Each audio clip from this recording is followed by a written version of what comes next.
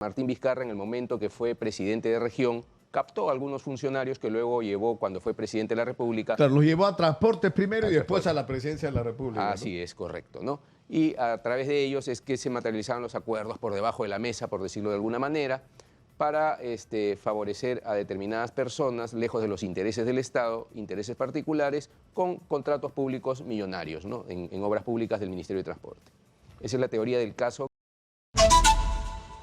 Y está en nuestros estudios esta mañana el doctor Martín Salas. Él ha sido fiscal anticorrupción y es una persona acreditada para un poco desentrañar este tema de los intocables de la corrupción, que no sé por qué le ponen esos nombres a los grupos, a las organizaciones criminales asociadas no solo a la corrupción, ¿no? Pero en este caso estamos hablando de Martín Vizcarra y lo que según la Fiscalía, o los hallazgos de la Fiscalía, configuraría una organización criminal que hacía qué, si podemos resumirlo. Claro, la teoría que trae el... Muy buenos días, Nicolás. Buenos días. La teoría que trae el Ministerio Público, en el caso específico de los intocables de la corrupción, se indican a Martín Vizcarra como presunto cabecilla de una presunta organización criminal que estaba destinada a materializar actos de acuerdos respecto a las contrataciones que por obras públicas se darían en el Ministerio de Transporte y Comunicaciones, ¿no?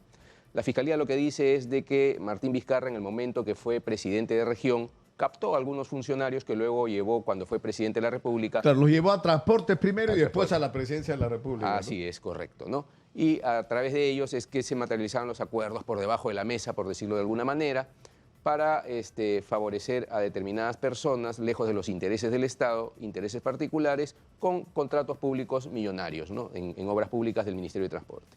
Esa es la teoría del caso que vincula a Martín Vizcarra como presunto cabecilla de esta organización criminal. Ahora, cuando nosotros hemos hecho público esta información, llamó a Martín Vizcarra y dio su propia versión. Ahora, ¿qué cosa es lo que él dice?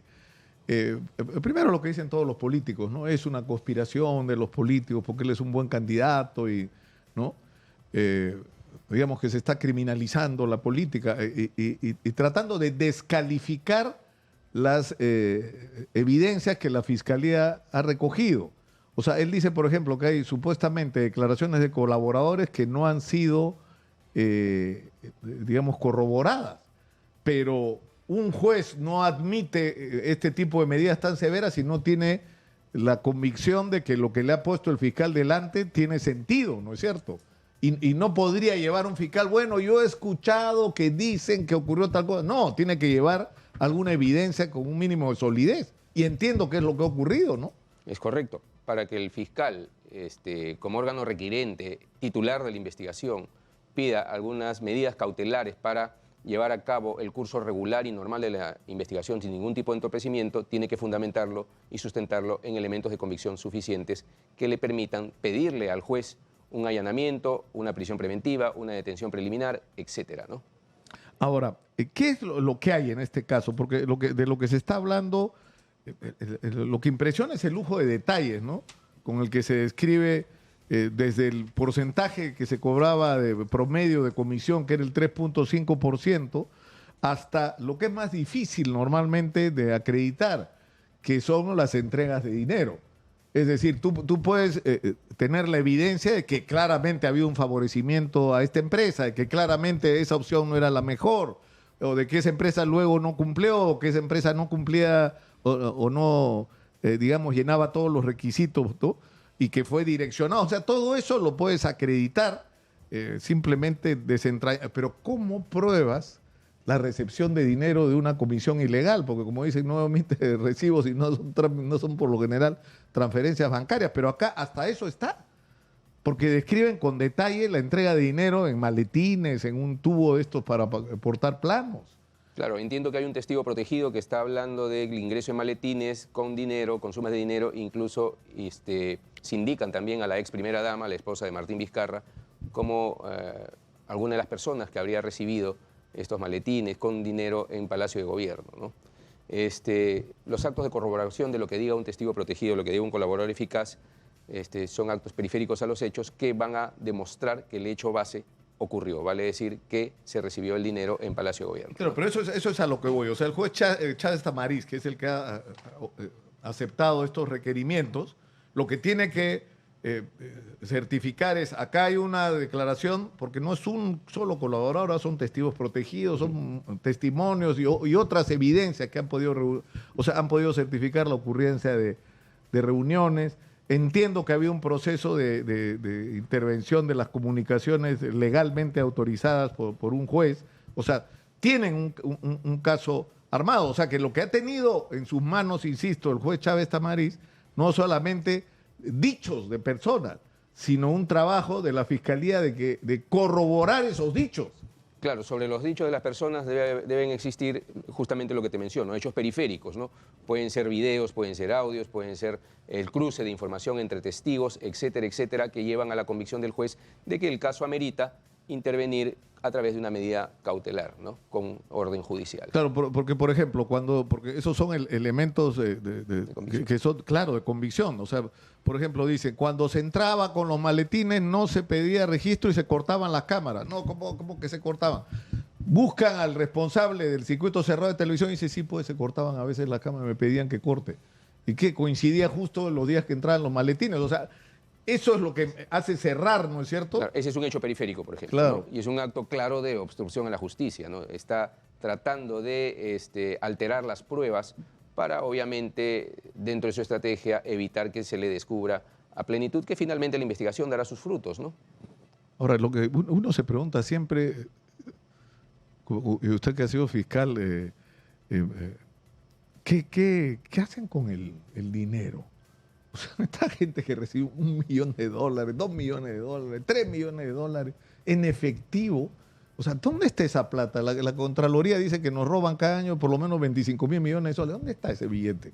Por actos de corrupción, los robos son millonarios en el país, ¿no? Muchos de ellos estilan llevarlos a paraísos fiscales. Los sacan del país, los llevan a Europa, los llevan a Centroamérica, etcétera, etcétera, y por ahí abren sus cuentas, sus empresas offshore. Claro, pero para eso tiene que haber toda una articulación de empresas legales que son usadas de fachada para hacer operaciones ficticias para justificar esos movimientos. Eso es un trabajo aparte, ¿no? Ahí entra el trabajo de lavado de activos, ¿no? Empezar a seguir la ruta del dinero. Primero corroborar que existió el dinero, corroborar que este dinero se desvió hacia intereses particulares y luego ver hacia dónde siguió su ruta este dinero, ¿no? Que hay veces no llega al nombre de la persona o del dueño ilícito de ese dinero, ¿no? Puede llegar a nombre de un testaferro, ¿no? Claro, eso es un reto, y es un reto que es imposible de enfrentar sin colaboración internacional, ¿no? Ahí hay que hacer una concertación, como ha ocurrido, ¿no? En otros casos. Ahora, ¿cuál es la situación exactamente de Martín Vizcarra?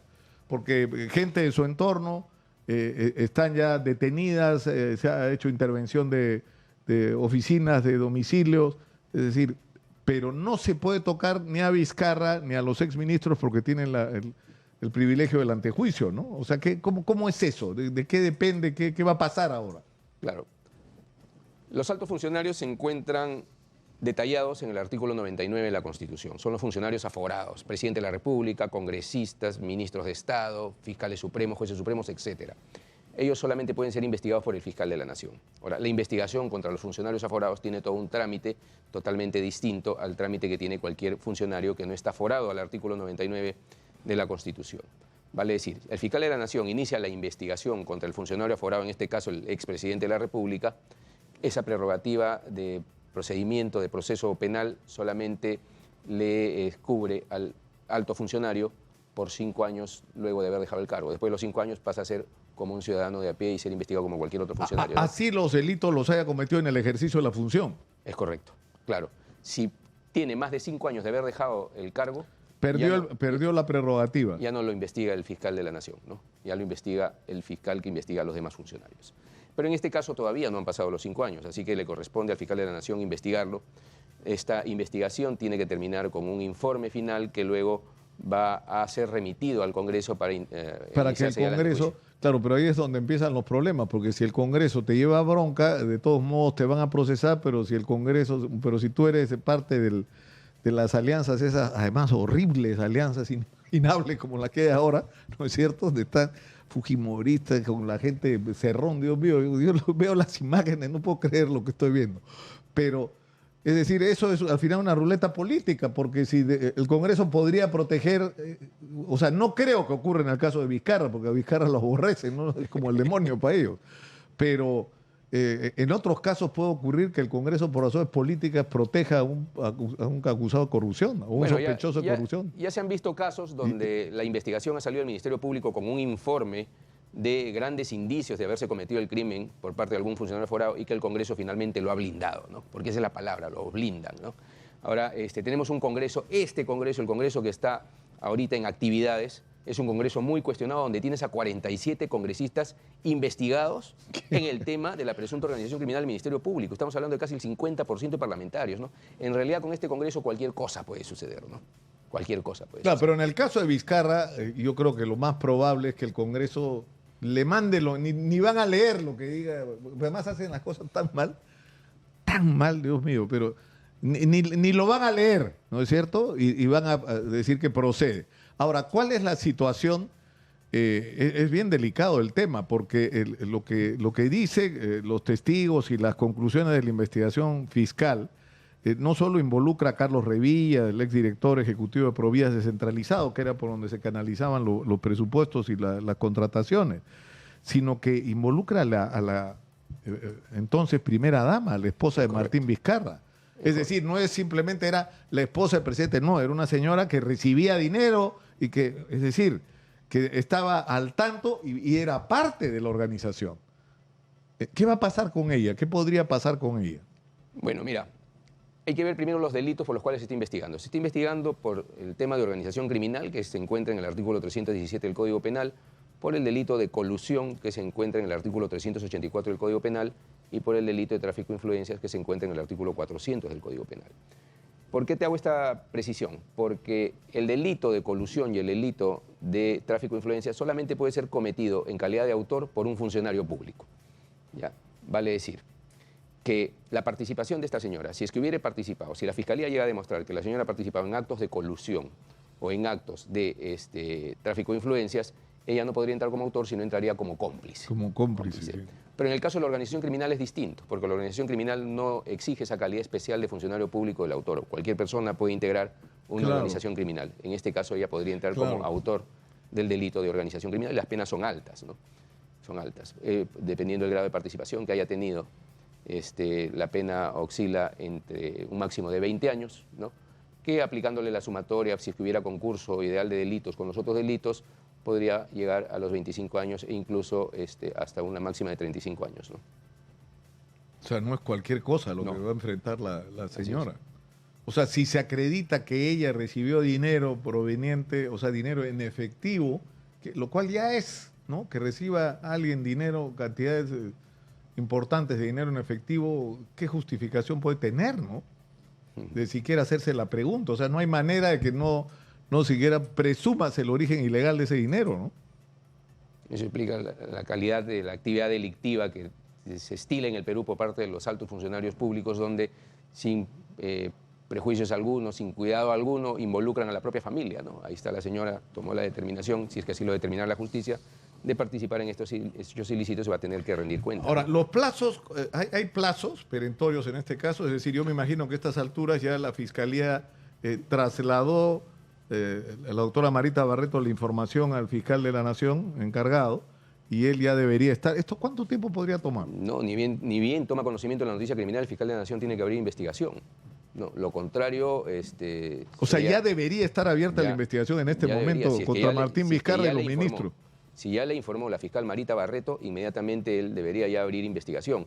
Ahora, si él se ha enterado por los medios públicos, obviamente de manera inmediata tiene que pedir el informe a Marita Barreto y de oficio abrir la investigación al expresidente de la República, ¿no? Lo contrario sería retrasar la investigación. ¿Y cuánto puede tomar esto? Que es una cosa que a mí me llama la atención. ¿Por qué demoran tanto? Ya, en los temas de organización criminal los plazos son largos, ¿no? Las diligencias preliminares pueden someterse a un plazo de 36 meses y pueden ser ampliadas por 36 meses, ¿no? Si la investigación prospera y pasa a la etapa de investigación preparatoria, tenemos otros 36 meses más 36 meses, ¿no? Entonces, es una locura, estamos hablando de años, 6 años. ¿no? Son los plazos que estipula la norma procesal penal, ¿no?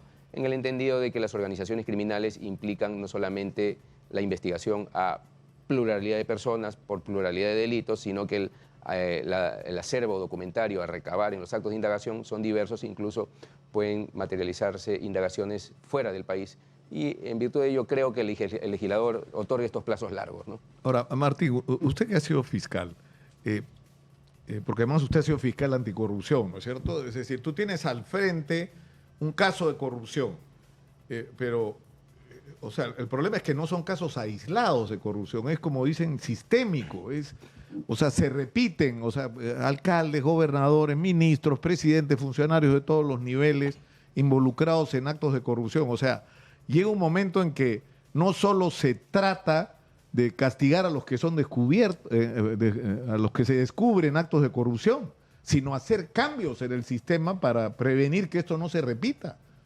Porque estamos repitiendo y repitiendo y repitiendo la historia. O sea, tenemos los últimos 6 gobiernos sometidos a investigación en todos los casos por corrupción y en todos los casos con los expresidentes. En el Perú tenemos 40 años de corrupción evidente, que la Fiscalía viene trabajando de manera ardua y, como tú dices, continúa. Estamos sumergidos en una cultura de corrupción.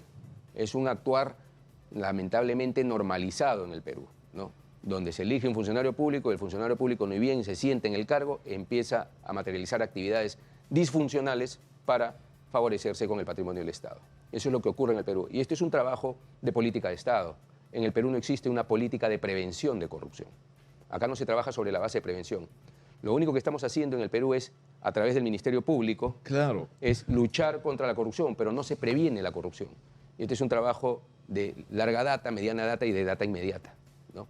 Entonces, ahora, pero hay que reconocer que el Ministerio Público está haciendo un papel notable. A mí me ha pasado que con gente amiga de otros países me he quejado de la corrupción en el Perú. Me dicen, pero tú de qué te quejas, allá por lo menos los meten presos. Acá no pasa nada, porque en los otros países, escúchame, Odebrecht ha estado en Chile, OAS ha estado en Chile, los candidatos iban en aviones pagados por la construcción, no les pasó nada, no ha pasado nada, ¿no? En Argentina es una cosa que no lo puedes creer, son obviamente multimillonarios, gente que pasó por el poder y que ha robado y no pasa nada. Entonces me llaman la atención, oye, pero en el Perú por lo menos los persiguen. Así es. Bueno, y eso es un mérito que hay que reconocerle al Ministerio Público. Por supuesto, te comento una anécdota. Yo he sido integrante de la Red Internacional de Agentes encargados de combatir la corrupción en América Latina y el Caribe. Nos reuníamos una vez al año en una especie de mesa de directorio con fiscales de todas las nacionalidades, incluidos los fiscales brasileños del caso Lavallato. El caso Lavallato. Y discutíamos estrategias de investigación y ataque a la corrupción transnacional, a las organizaciones criminales transnacionales. Un colega del país vecino del sur levanta la mano y dice, el Perú es uno de los países más corruptos que existe en Latinoamérica, el Caribe y en el mundo. Entonces lo escucho, levanto la mano y le digo, yo me siento orgulloso de lo que pasa en mi país. ¿Por qué me siento orgulloso? Porque hay evidencia de que hay corrupción, porque el Ministerio Público labra la tierra y salen los gusanos y los podemos identificar. Yo le pregunto a mi colega de este país, ¿en tu país labran la tierra y salen los gusanos o no hacen nada, ¿no? Entonces esa es la evidencia que hemos generado. O le echa más tierra encima para que no salga. Para que no se note. No, así es. Ahora, bueno, yo creo que está claro esto. Yo tengo una pregunta final. ¿En qué va a acabar este desmadre en el Ministerio Público? O sea, porque, es decir, y además estamos en un momento del que no se habla, lamentablemente, lo que se debería hablar en los medios. O sea, hemos entrado en la fase de juicios que pueden terminar con quiénes en la cárcel. Alejandro Toledo podría ser sentenciado en pocos meses. Ollanta Humala, Pedro Pablo Kuczynski, Susana Villarán, Pedro Castillo, Martín Vizcarra, o sea, no se salva ninguno. Y ni decir de los gobernadores regionales, o sea, hay cola, ¿no es cierto? Es correcto.